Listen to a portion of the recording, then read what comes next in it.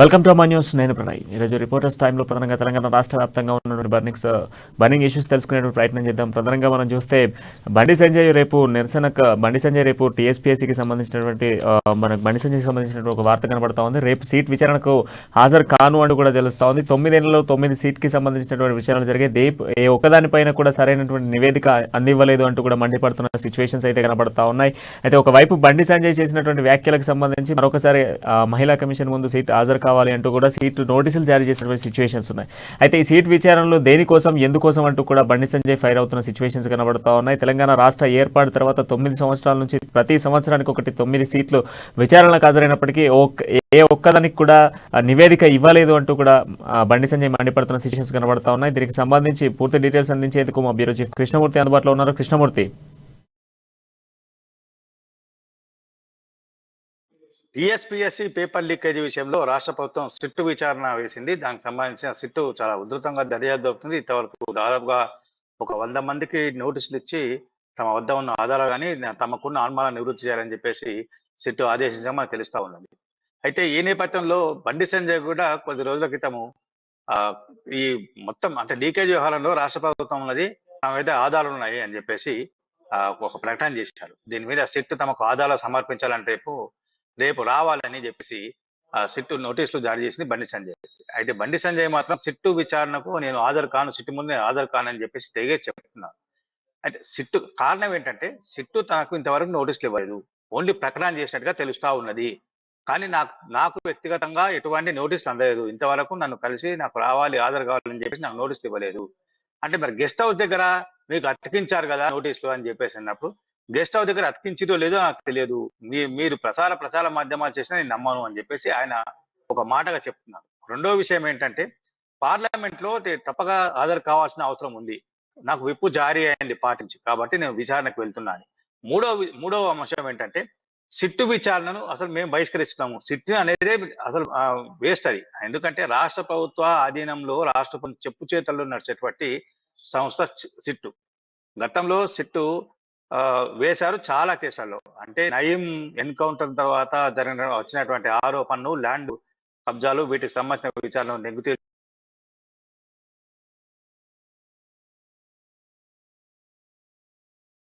అంటే సీట్ విచారణలో దాదాపు 9 ఏళ్ల నుంచి ఏం జరుగుతుంది అనేది కూడా స్పష్టంగా తెలుస్తూ ఉంది. అయితే దీనిపై కూడా బండి సంజయ్ మండిపడుతున్న సిచ్యువేషన్స్ కనబడుతున్నాయి. ఒకసారి మనం టీఎస్పీఎస్సీ లీకేజీలకు సంబంధించి రేవంత్ రెడ్డి ఏం మాట్లాడారు? సో రేవంత్ రెడ్డి కేటీఆర్ హస్తం ఉంది అంటూ కూడా మాట్లాడడం జరుగుతూ ఉంది. ఇద్దరే నిందితులు అంటూ కూడా రేవంత్ రెడ్డి మాట్లాడడం ఇది ఎంతవరకు, ఇద్దరే నిందితులు ఉన్నారు అంటూ కూడా కేటీఆర్ మాట్లాడడం ఇది ఎంతవరకు కరెక్ట్ అంటూ కూడా చెప్తా ఉన్న సిచ్యువేషన్స్ కనబడతా ఉన్నాయి. కేటీఆర్ మాటల్ని పూర్తిగా ఖండిస్తున్నాం అంటూ కూడా రేవంత్ రెడ్డి ఫైర్ అవుతున్న సిచ్యువేషన్స్ కనబడతా ఉన్నాయి. అసలు పూర్తి డీటెయిల్స్ ఏంటి అనే అంశంపై తెలుసుకునే ప్రయత్నం చేద్దాం. మా ప్రతినిధి హరీష్ అందుబాటులో ఉన్నారు. Harish, thank you Pranay. ఏదైతే టీఎస్పీఎస్సీకి సంబంధించి సిట్టు నోటీసులు అందించిందో ఇక్కడ టీపీసీసీ అధ్యక్షుడు రేవంత్ రెడ్డితో పాటు ఇక్కడ బండి సంజయ్ బీజేపీ ప్రెసిడెంట్ బండి సంజయ్కి నోటీసులు జారీ చేసింది. ఏదైతే టీఎస్పీఎస్సీ పేపర్ లీకేజ్ వ్యవహారంలో సంబంధించి వాళ్ళు చేసిన ఆరోపణలకు సిట్టు నోటీసులు జారీ చేసిందని చెప్పొచ్చు. ఈరోజైతే విచారణలో భాగంగా ఈరోజు పీసీసీ అధ్యక్షుడు రేవంత్ రెడ్డి సిట్టు కార్యాలయానికి చేరుకున్నారు. సిట్టు కార్యాలయంలో హాజరయ్యారు. సిట్టు ఆయన దగ్గర ఉన్న ఆధారాలతో సహా నోటీసులో పేర్కొనడం జరిగింది. సిట్టు కూడా మీరు చేసిన ఆరోపణలు అయితే దానికి సంబంధించిన ఆధారాలు సమర్పించాలని చెప్పేసి కూడా రేవంత్ రెడ్డికి చెప్పిన పరిస్థితి అయితే ఉంది. అయితే ఈరోజు సంబంధించి రేవంత్ రెడ్డి కూడా సిట్ కార్యాలయానికి వెళ్ళారు. సిట్ కార్యంలో ఏదైతే రేవంత్ రెడ్డి ఆరోపణ చేశారో టీఎస్పీఎస్సీకి సంబంధించిన పేపర్ లీకేజ్ వ్యవహారంలో ఇక్కడ ఏదైతే మా మంత్రికి ఐటీ మినిస్టర్ కేటీఆర్ తిరుపతి ఉన్నారో తిరుపతికి సంబంధించి మిత్రుడు అయితే అవుట్సోర్సింగ్ ఎంప్లాయీ రాజశేఖర్తో సత్సంబంధాలు ఉన్నాయి. వారి ఒకటి ఏదైతే జగిత్యాల జిల్లాకు సంబంధించి మల్యాల మండలంలో దాదాపుగా 25 మంది ఏదైతే టీఎస్పీఎస్సీకి సంబంధించిన నోటిఫికేషన్లో 100కు పైగా మార్కులు సంపాదించుకున్నారు. అంటే మెరిట్ లిస్టులో లేని విద్యార్థులందరూ ఈ 100 మార్కులు ఎలా వచ్చాయనే దానిపైన, అలాగే ఏదైతే ఈ టీఎస్పీఎస్సీకి సంబంధించి వ్యవహారం కొనసాగిందో దాంట్లో కేటీఆర్ ఆఫీస్ కార్యాలయం నుంచే కూడా ఈ వ్యవహారం అంతా కొనసాగింది. దీంట్లో కేటీఆర్కి సంబంధించిన పిఏ హస్తంతో పాటు ఆయన కేటీఆర్కి సంబంధించిన అనుచరులు కూడా ఉన్నారని చెప్పేసి కూడా ప్రధానంగా రేవంత్ రెడ్డి ఆరోపించిన పరిస్థితి అయితే ఉంది. దీనికి సంబంధించి కూడా రేవంత్ రెడ్డి అయితే ఈ ఆరోపణలపైన సిట్ సిట్టు నోటీసులు జారీ చేసిందని చెప్పొచ్చు. ఏదైతే ఈరోజు రేవంత్ రెడ్డి కూడా దీనికి సంబంధించి ఆధారాలతో సహా సిట్టు అధికారి ఏఆర్ శ్రీనివాస్ కూడా సమర్పించడం జరిగింది. ప్రధానంగా ఏదైతే రేవంత్ రెడ్డితో అంటే ఈ ఏదైతే మలయాళ మండలంలో ఉన్న ఈ 25 మందికి సంబంధించిన ఆధారాలు, అలాగే ఈ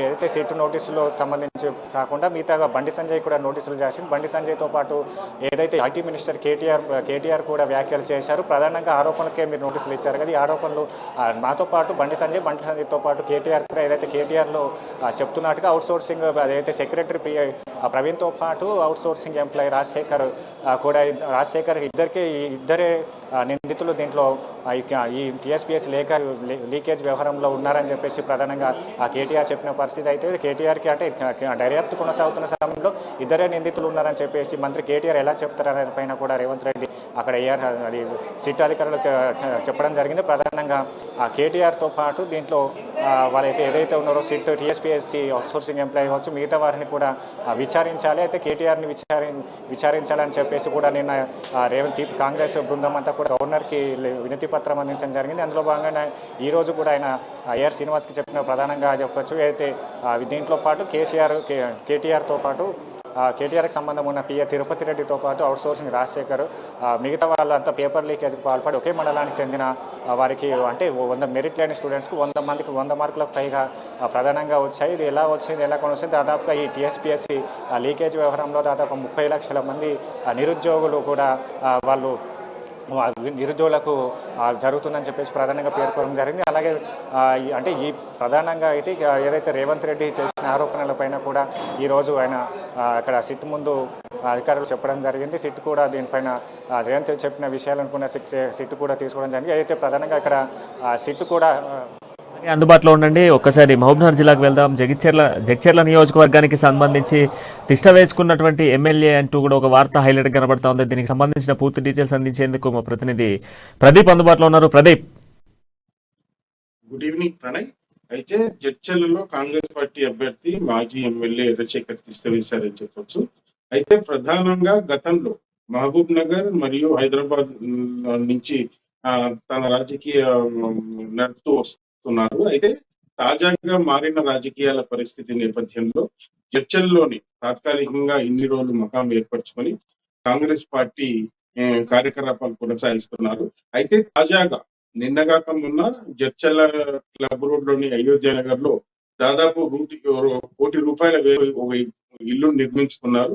ఆ ఇంటి గృహప్రవేశ సమయంలో కాంగ్రెస్ పార్టీ చెప్పనప్పటికీ తాను ఎవరికి సమాచారం ఇవ్వనప్పటికీ కాంగ్రెస్ శ్రేణులు భారీగా వచ్చారు. కాంగ్రెస్ తో పాటు ఇతర పార్టీ నేతలు కూడా స్వచ్ఛందంగా రావడం కొంత చర్చనీయాంశమైంది.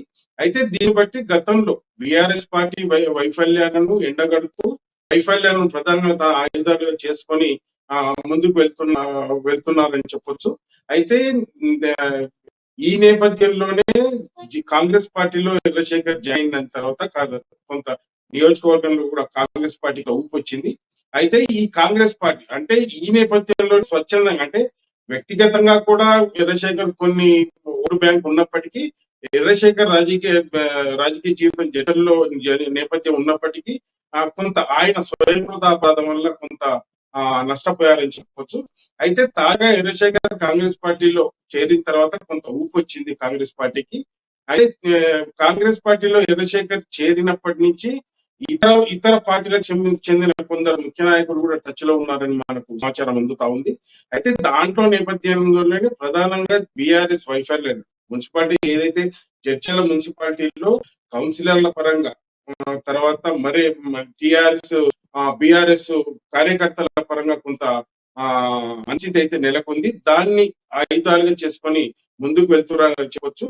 అయితే ఈ నేపథ్యంలోనే రాబోయే ఎలక్షన్ లో జడ్చల్లో కార్యకర్తలకు అందుబాటులో ఉండాలన్న లక్ష్యంతోనే ఒక నివాసం అయితే ఏర్పరచుకొని కార్యకర్తలకు అందుబాటులో ఉన్నారన్న సంకేతాలు అయితే పంపించారు.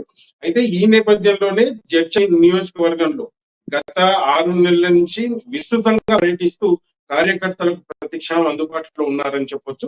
అయితే నేపథ్యంలోనే కొంత బీఆర్ఎస్ పై ఉన్న వ్యతిరేకతను కూడా చంద్రశేఖర్ కొంత లాభపరచుకోవాలని చూస్తున్నారని మనకు స్పష్టంగా కనపడుతుంది. ఒకసారి ఆదిలాబాద్కి వెళ్దాం. ఆదిలాబాద్లో జోషి, ఇక్కడ మనం చూసుకుంటే బీఆర్ఎస్కి సంబంధించినటువంటి ఇష్యూ కనబడతా ఉంది. బీఆర్ఎస్ ఇంద్రకరణ్ రెడ్డిని అడుగడుగునా కూడా బీజేపీ నేతలు అడ్డుకున్నట్టుగా ఒక వార్త హైలైట్ కనబడతా ఉంది. దీనికి సంబంధించిన పూర్తి డీటెయిల్స్ ఏంటి? Right, good evening Pranay. ఇక్కడ బీఆర్ఎస్ కు సంబంధించినటువంటి ముఖ్య నాయకులు ఇప్పుడు మొన్న జరిగినటువంటి టీఎస్పీఎస్సీకి సంబంధించినటువంటి పేపర్ లీకేజ్ భయం పట్టుకున్నట్లుగా మనకు తెలుస్తోంది. స్వయాన మంత్రి ఇంద్రకరణ్ రెడ్డి తనకు సంబంధించినటువంటి సొంత నియోజకవర్గంలోనే పర్యటించలేనటువంటి పరిస్థితులు ఆయనకు. రైట్, ఒకసారి టీఎస్పీఎస్సీ విషయానికి సంబంధించి హరీష్ అందుబాటులో ఉన్నారు. హరీష్, ఇప్పుడు నిన్న కాంగ్రెస్ కి సంబంధించి రేవంత్ రెడ్డి గవర్నర్ కూడా మీట్ అవ్వడం జరిగింది. టీఎస్పీఎస్సీని టోటల్ గా కూడా రద్దు చేయాలంటూ కూడా రేవంత్ రెడ్డి మాట్లాడున్నారు. సో మరోవైపు సీట్ విచారణకు సంబంధించి ఇటు బండి సంజయ్, రాష్ట్ర అధ్యక్షుడు బండి సంజయ్ తో పాటుగా బీజేపీ పార్టీకి సంబంధించి, అదేవిధంగా కాంగ్రెస్ చూసుకుంటే రేవంత్ రెడ్డికి ఇద్దరికి కూడా సీటుకి సంబంధించినటువంటి టీఎస్పీఎస్సీ లీకేజ్ పైన ఇవ్వడం ఇది కరెక్ట్ కాదు. దీనికి సంబంధించి పూర్తిగా కూడా కేటీఆర్కి ఇవ్వండి సీటు విచారణకు సంబంధించి, కేటీఆర్ ప్రశ్నించండి అంటూ కూడా మాట్లాడుతున్న పరిస్థితులు కనబడుతున్నాయి. సో రేవంత్ రెడ్డి ఏమంటున్నాడు? అసలు ఈ రోజు సీట్ విచారణకు హాజరవుతున్న నేపథ్యంలో కూడా కొంత ఫైర్ అయినట్టుగా తెలుస్తుంది. రేవంత్ రెడ్డి వర్షన్ ఏంటి? ప్రధానంగా రేవంత్ రెడ్డి వచ్చేసి ఇలా టీఎస్పీఎస్సీ సిట్టు అది విచారణ కొనసాగుతున్న సమయంలో ఇక్కడ రాష్ట్ర వ్యాప్తంగా కూడా కాంగ్రెస్ నేతలను కూడా ఎక్కడికక్కడ హౌస్ అరెస్టులతో అరెస్టులు చేశారు. ప్రధానంగా చెప్పొచ్చు, ఏదైతే నేను నా దగ్గర ఉన్న సమాచారాన్ని క్లియర్ కట్గా నేను సిట్టు ముందు పెట్టాను. ఏదైతే దీనికి సంబంధించి నాతో పాటుగా బండి సంజయ్ ఆరోపణలు చేశారో, అలాగే కేటీఆర్ కూడా ఏదైతే దర్యాప్తు కొనసాగుతున్న క్రమంలో ఆ మంత్రి కేటీఆర్ కూడా ఎలా ఈ దీంట్లో ఇద్దరే ఇన్వాల్వ్మెంట్ ఉందని చెప్పేసి కూడా కేటీఆర్ చెప్పిన పరిస్థితి అయితే దర్యాప్తు కొనసాగుతుంది. కేటీఆర్కి నిజాలు ఎలా తెలిసాయి అనే దానిపైన కేటీఆర్ దగ్గర కూడా సమాచారం ఉంది. కేటీఆర్ దగ్గర ఉన్న సమాచారాన్ని తీసుకునేందుకు కూడా కేటీఆర్కి నోటీసులు ఇవ్వాలి, కేటీఆర్కి విచారించాలని చెప్పేసి కూడా ప్రధానంగా రేవంత్ రెడ్డి అక్కడ ఏఆర్ శ్రీనివాస్ ముందు పెట్టినట్టుగా తెలుస్తుంది. ప్రధానంగా అంటే ఏదైతే ఈ టీఎస్పీఎస్సీకి సంబంధించి విచారణలో కొనసాగుతున్న క్రమంలో కేసీఆర్ వ్యాఖ్యలు కావచ్చు, ఇక్కడ బండి సంజయ్ వ్యాఖ్యలు కావచ్చు, రేవంత్ రెడ్డి వ్యాఖ్యలు కావచ్చు, ఇవైపు చూసుకొని నోటీసులు ఇస్తున్నారు. ప్రధానంగా అంటే ప్రతిపక్షాలకి బండి సంజయ్, ఇక్కడ బీజేపీ నుంచి బండి సంజయ్కి రేవంత్ రెడ్డికి నోటీసులు ఇవ్వడం జరిగింది. అంటే కేటీఆర్ ఎందుకు విచారించారు, కేటీఆర్కి సంబంధించి టీఎస్పీఎస్సీలో ఉన్న పాత కంప్యూటర్లు కూడా రిప్లేస్మెంట్ చేస్తూ కొత్త కంప్యూటర్లు రిప్లేస్మెంట్ చేసి కేటీఆర్కి పాత కంప్యూటర్ అందించడం జరిగింది. ఈ పాత్రలో ప్రధానంగా రాజశేఖర్ రెడ్డికి అవుట్సోర్సింగ్ ఏదైతే ఉన్నాడో రాజశేఖర్కి ఈ పని అంతా అప్పచెప్పడం జరిగింది. దీంట్లో భాగంగానే కేటీఆర్ దగ్గర కూడా టీఎస్పీఎస్సీ లీకేజ్ వ్యవహారం పైన కూడా కేటీఆర్ దగ్గర సమాచారం ఉంది. సమాచారాన్ని గురించి కూడా కేటీఆర్కి నోటీసులు ఇచ్చి విచారణ జరిపించాలి, కేటీఆర్ని కూడా విచారించాలనే దానిపైన కూడా ఈయన రేవంత్ రెడ్డి వివరించినట్టుగా తెలుస్తుంది. రేవంత్ రెడ్డి చెప్పిన దానికి ఏఆర్ శ్రీనివాస్ అంటే మాకు ఇలాంటి కేటీఆర్ చేసిన వ్యాఖ్యల పట్ల కూడా మాకు ఎలాంటి ఇన్ఫర్మేషన్ లేదు, మాకు ఎలాంటి కేసు నమోదు కాలేదని చెప్పేసి కూడా చెప్పిన పరిస్థితి అయితే రేవంత్ రెడ్డి ఇచ్చిన ఏదైతే ఇన్ఫర్మేషన్ ఉందో దాని ఇన్ఫర్మేషన్ కానీ తీసుకున్నారు, కేసుగా నమోదు చేయలేదు. ఏదైతే ఈ సిట్టు అధికారి ఉన్నాడో ఏఆర్ శ్రీనివాస్ అది కేటీఆర్కి బంధువు అని కూడా రేవంత్ రెడ్డి చెప్పిన పరిస్థితి అయితే ఉంది. ప్రధానంగా రేవంత్ రెడ్డి డిమాండ్ చేస్తున్నది ఒకటే, ఏదైతే సిట్టు విచారణలో కొనసాగుతున్నదో సిట్టు విచారణలో భాగంగా ఇక్కడ పూర్తి స్థాయిలో పారదర్శకంగా కూడా సిట్టు విచారణ కొనసాగించాలి. అంటే ఈ ఆరోపణలు చేసే దానిపైన కూడా ప్రధానంగా సిట్టు ఇలా నోటీసులు ఇచ్చి విచారణ జరిపించడం, ఇక్కడ టీఎస్పీఎస్సీని ఇక్కడ ప్రజలను తప్పుతో పట్టించేందుకు ఇలాంటి నోటీసులు అని పేర్కొని కూడా రేవంత్ రెడ్డి చెప్పిన పరిస్థితి అయితే ఉంది. ప్రధానంగా ఇక్కడ కాంగ్రెస్ పార్టీ డిమాండ్ చేస్తుంది ఒకటే, నిన్న ఏదైతే గవర్నర్ కూడా కలవడం జరిగింది. ఈ సిట్టు విచారణలో భాగంగా ఏదైతే టీఎస్పీఎస్సీని పూర్తిగా రద్దు చేసి దీంట్లో ఉన్న ఏదైతే అవుట్సోర్సింగ్ ఎంప్లాయీస్ కావచ్చు మిగతా ఎంప్లాయీస్ని విచారణ జరిపించాలి. అలాగే కేటీఆర్కి కూడా దీంట్లో కేటీఆర్ ఆఫీస్కి కేంద్రంగా కూడా ఈ వ్యవహారం జరిగింది. దీంట్లో కూడా కేటీఆర్ అనుచరులు ఉన్నారు, ఏదైతే తిరుపతి పిఏ ఉన్నాడో వాళ్ళ అనుచరులు అంతా ఉన్నారు, వీళ్ళందరినీ విచారించాలి. అలాగే టీఎస్పీఎస్సీని రద్దు చేసి వాళ్ళందరినీ విచారించాలి. పారదర్శకంగా కూడా ఈ విచారణ సిబిఐలో సిట్టింగ్ జడ్జితో పాటు విచారించాలి. అలాగే 2014 నుంచి ఇప్పటి వరకు ఏదైతే రాష్ట్రంలో ప్రభుత్వ నోటిఫికేషన్కి సంబంధించి పూర్తి స్థాయిలో కూడా ఎలాంటి నోటిఫికేషన్ ఇష్యూ చేశారు, దాంట్లో ఎంతమంది క్వాలిఫై అయిన దానిపైన పూర్తి డీటెయిల్స్ను కూడా బహిర్గతం చేయాలని చెప్పేసి కూడా రేవంత్ రెడ్డి ఇక్కడ నిన్న గవర్నర్కి వినతి పత్రం సమర్పించడం జరిగింది. ప్రధానంగా ఈ రోజు కూడా సిట్టు ముందు కూడా ఇవే అంశాలు కూడా సిట్టు ముందు బయట పెట్టినట్టుగా తెలుస్తుంది. ప్రధానంగా రేవంత్ చెప్పిన దానిపైన కూడా ఇక్కడ సిట్ అయితే పూర్తిగా తీసుకుందని చెప్పొచ్చు. అయితే ప్రధానంగా ఇక్కడ సిట్టు విషయానికి వస్తే సిట్టు ఏదైతే రేవంత్ రెడ్డి చెప్పాడో అవన్నీ సత్యదూరమైనవి, అంతా అవాస్తవాలు. దాంట్లో ఏదైతే ఆధారాలు సమర్పిస్తున్నాడో ఆధారాలు కూడా కరెక్ట్ లేవని చెప్పేసి రేవంత్ రెడ్డి పైన కూడా చర్యలు తీసుకునేందుకు ఇప్పటికీ లీగల్గా కూడా మేము ప్రొసీడింగ్ చేస్తున్నాం. ఇప్పటికే న్యాయ సలహాను న్యాయ నిపుణుల చేత కూడా మేము ప్రొసీడింగ్ అవుతున్నాం. వాళ్ళు ఎలా అంటే రేవంత్ రెడ్డి పైన కేసు పెట్టాలా, తప్పుడు ఏదైతే తప్పుడు ఆరోపణలు ఇచ్చినా తప్పుడు ఆధారాలు ఇచ్చినందుకు కూడా ఏదైతే ఆరోపణ చేసినా దానిపైన కేసు పెట్టాలని పైన కూడా సిట్టు కూడా ఇక్కడ ఆలోచిస్తుంది చెప్పొచ్చు. కానీ సంబంధించి ఒకే మండలం, దాంతో పాటుగా ఆ మండలాలకు సంబంధించినటువంటి వందలాది మందికి, అంటే అందులో ఉన్నటువంటి చాలా మందికి కూడా 100కు పైగా మార్కులు వచ్చాయి, వారిద్దరిని విచారించండి అంటూ కూడా రేవంత్ రెడ్డి ఒక మాట మాట్లాడారు. సో రేవంత్ రెడ్డిని సీట్కి విచారణకు రమ్మడము, ఈ మార్కులకు సంబంధించిన విషయంలో కూడా రేవంత్ రెడ్డిని పిలవడం, దీన్ని ఏ విధంగా చూడొచ్చు అంటారు? ప్రధానంగా చెప్పొచ్చు ఏదైతే టీఎస్పీఎస్సికి సంబంధించి ఏదైతే టౌన్ ప్లానింగ్ ఎగ్జామ్కి సంబంధించి ఫస్ట్ మొదటగా పేపర్ లీకేజ్ అయిందని చెప్పారు. అలాగే దాని తర్వాత కూడా ఒకటి అంటే ఈ టీఎస్పీఎస్సికి సంబంధించిన పేపర్ పరీక్షా పత్రాల లీకేజ్ విషయంలో తొలిన కొద్ది కూడా విస్తుపోయే అంశాలు వెలుగులోకి వస్తున్నాయని చెప్పొచ్చు. అంటే ప్రధానంగా ఇప్పటికే కొన్ని ఎగ్జామ్స్ రద్దు చేశారు, అలాగే కొన్నిటి వాయిదా వేసుకుంటూ ఒక తర్వాత ఒకటి అసలు ఏదైతే సెక్రటరీ ప్రవీణ్ ఉన్నాడో, ప్రవీణ్ ఉన్న డేటా పెన్ డ్రైవ్లో పూర్తిగా ఈ ప్రశ్న పత్రాలకు సంబంధించి పూర్తి అన్ని టీఎస్పీఎస్సీ నిర్వహించబోయే భవిష్యత్తులో నిర్వహించబోయే అన్ని ప్రశ్న పత్రాలు సంబంధించిన డేటా అయితే ప్రవీణ్ పెన్ డ్రైవ్లో కూడా కొనసాగుతుంది. ఇప్పటికే దీనికి సంబంధించి 9 మందిని కూడా ఇక్కడ దర్యాప్తు విచారణ కొనసాగుతుంది. అంటే ప్రధానంగా ఇక్కడ ఏదైతే మా రేవంత్ రెడ్డి చెప్తున్నట్టుగా కావచ్చు, అలాగే మిగతా బండి సంజయ్ చెప్తున్నది అయితే ప్రధానంగా వీటి అంటే ఒకే ఎగ్జామ్ అనుకున్నాం, తర్వాత ఒకదాని తర్వాత ఒకటి గ్రూప్స్ వరకు వెళ్ళాయి. ఏదైతే తెలంగాణ రాష్ట్రం ఏర్పడిన తర్వాత మొదటిసారిగా నిర్వహించే ఆ గ్రూప్ 1 పరీక్ష కూడా ఇంత పకడ్బందీగా జరిగే పరీక్ష కూడా ఇలాంటి ఒక పిఏ చేతుల్లోకి వెళ్ళిపోవడం, దానిపైన కూడా ఇక్కడ రాష్ట్ర వ్యాప్తంగా టీఎస్పీఎస్సీ అనేది ఎంత ఉన్నది అంటే ఎంత నిర్లక్ష్యంగా వ్యవహరిస్తున్నది, దీనిపైన పెద్దల హస్తం ఉందని చెప్పేసి ప్రధానంగా ఇక్కడ రేవంత్ రెడ్డి చెప్పిన పరిస్థితి అయితే ఉంది. అయితే మొత్తంగా చూడవచ్చు ఇక్కడ ఏదైతే టీఎస్పీఎస్సీ పేపర్ లీకేజ్ వ్యవహారంలో అయితే పారదర్శకంగా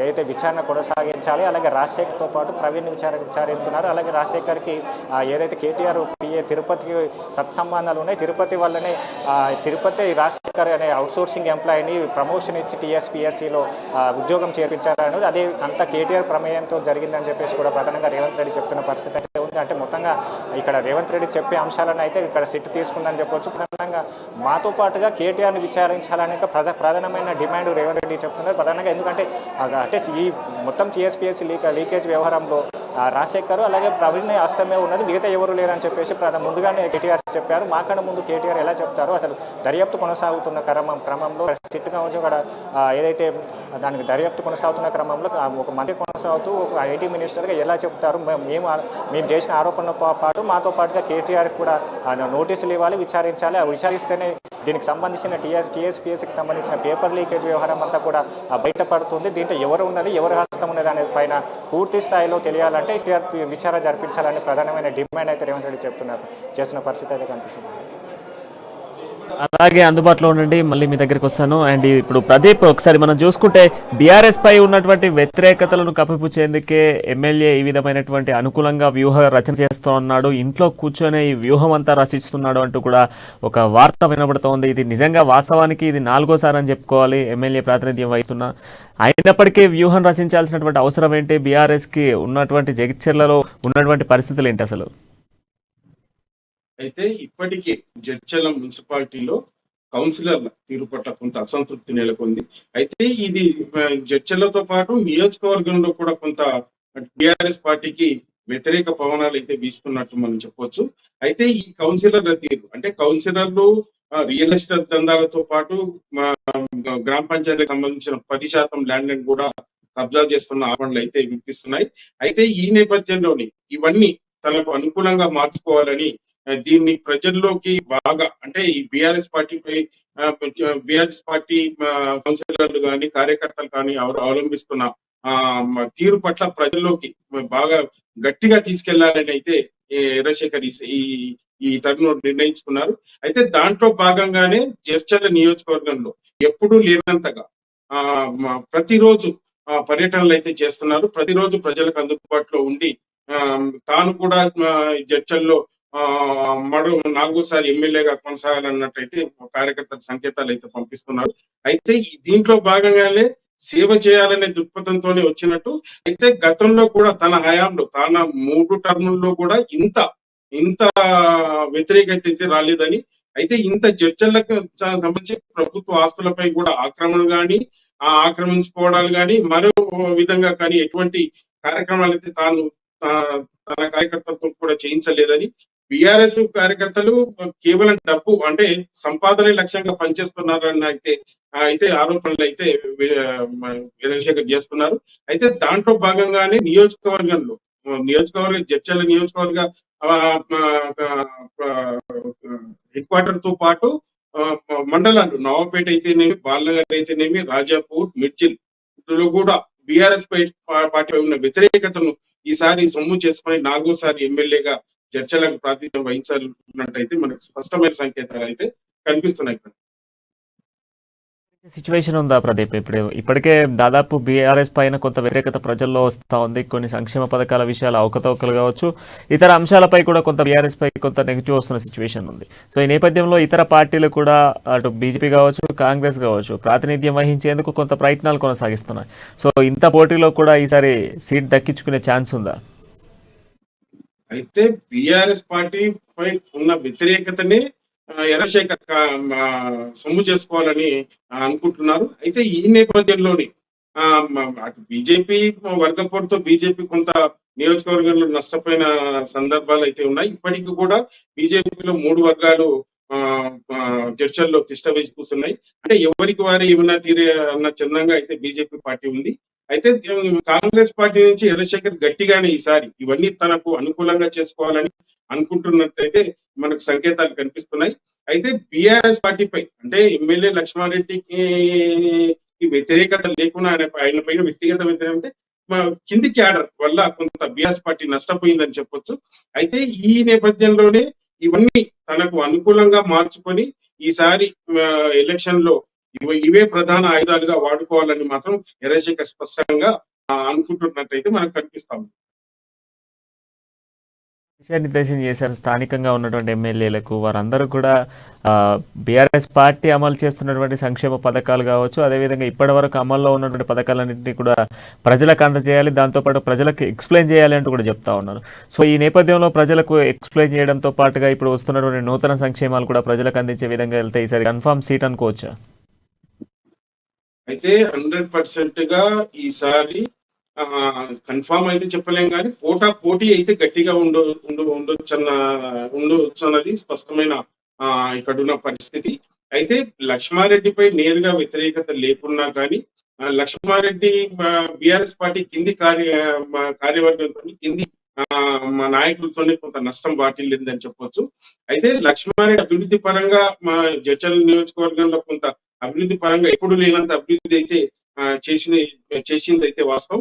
అయితే ఇదే కాకుండా ఈ అభివృద్ధి చేస్తూనే ఒకవైపు మరోవైపు కింది కార్యవర్గం మున్సిపాలిటీ కౌన్సిలర్లు అయితేనేమి, బీఆర్ఎస్ కార్యకర్తలు అయితేనేమి కొంత కబ్జాలు కానీ, ప్లాట్ల కబ్జాలు కానీ, తర్వాత మరో రకంగా రియల్ ఎస్టేట్ దందాలు వేసి గ్రామ పంచాయతీకి సంబంధించిన 10% ల్యాండ్ కానీ కబ్జా చేసిన విషయంలో కొంత వ్యతిరేకత వచ్చింది. అయితే ఈ వ్యతిరేకత రాను రాను ఎక్కువ అవుతూ పోతుంది కానీ దీన్ని సవరించాల్సింది పోయి పట్టించుకోలేదన్న విమర్శలు అయితే వెల్లువెత్తున్నాయి. దీన్నే చంద్రశేఖర్ ఈసారి తన ప్రధాన అస్త్రాలుగా ప్రజల్లోకి తీసుకెళ్లి ఈ బీఆర్ఎస్ పై ఉన్న వ్యతిరేకతను సొమ్ము చేసుకోవాలని మాత్రం స్పష్టంగా అనుకుంటున్నట్టయితే మనకు కనిపిస్తాం. Thank you Pradeep.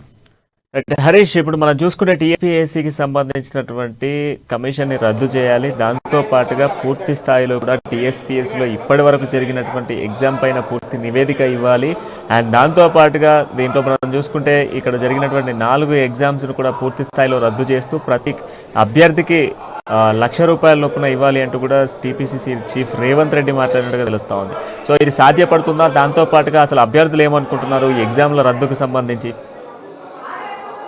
ప్రధానంగా చూడవచ్చు టీఎస్పీఎస్సీకి సంబంధించి పేపర్ లీకేజ్ విషయంలో ఇప్పటికే జరిగిన పరీక్షల్లో ఇప్పుడు దాదాపుగా 30 లక్షల మందికి పైగా నిరుద్యోగులు పరీక్ష రాశారు. దీంట్లో మెయిన్స్ క్వాలిఫై అయిన వాళ్ళు ఉన్నారు, ప్రిలిమ్స్ క్వాలిఫై అయిన వారు ఉన్నారు. ప్రధానంగా ఇక్కడ నిరుద్యోగులు చూస్తున్నారు. అంటే గత ఏదైతే తెలంగాణ ఏర్పడిన తర్వాత కూడా ఇక్కడ ఏదైతే మొదటిసారిగా నియమించే గ్రూప్స్ 1 కావచ్చు, అలాగే మిగతా ప్రభుత్వ ఉద్యోగ రిక్రూట్మెంట్ కావచ్చు, ప్రధానంగా వాళ్ళు ఆ కోచింగ్ సెంటర్లు కావచ్చు, వాళ్ళు ఉండే హాస్టల్స్లో ఉంటూ కోచింగ్ తీసుకుంటూ లక్షలు వెచ్చించి ప్రధానంగా ప్రభుత్వ ఉద్యోగులు సంపాదించాలనే లక్ష్యంలో పెట్టుకొని కూడా ఇలాంటి పరీక్షలకు ప్రిపేర్ అయిన వాళ్ళు ఉంటారు. ప్రధానంగా చూడవచ్చు మనం. అంటే దీంట్లో ఏదైతే పేపర్ లీకేజీకి పాల్పడిన వాళ్ళతో పాటు మిగతా ఏదైతే వీళ్ళు ఉద్యోగాలు సంపాదించడం కోసం ఇక్కడ కష్టపడుతుంటారో వాళ్ళకి ఎఫెక్ట్ జరిగినట్టుగా ప్రధానంగా ఇక్కడ కాంగ్రెస్ పార్టీ కావచ్చు, మిగతా నిరుద్యోగ సంఘాలు కావచ్చు, అలాగే విద్యార్థి సంఘాలు కావచ్చు, ప్రధానంగా డిమాండ్ అయితే వ్యక్తం చేస్తున్నాయి. ఇప్పటికే చూడవచ్చు మనం.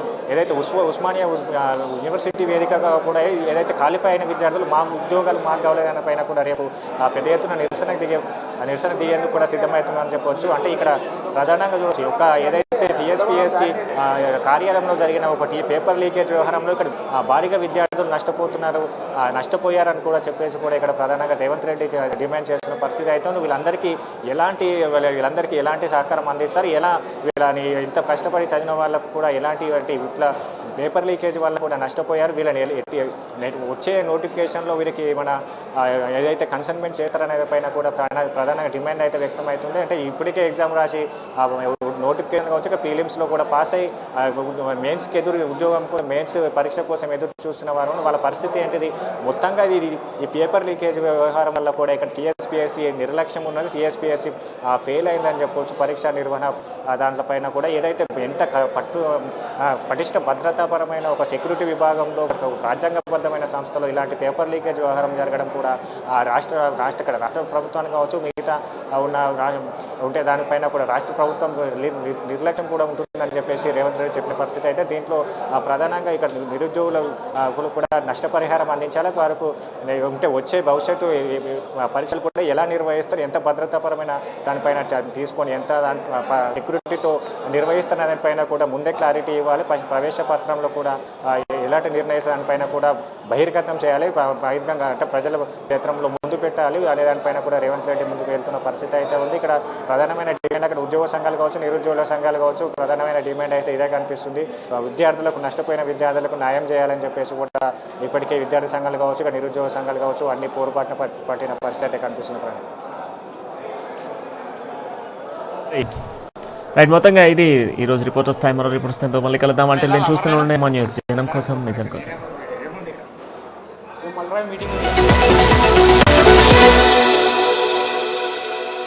విజయవాడ, రాజమండ్రి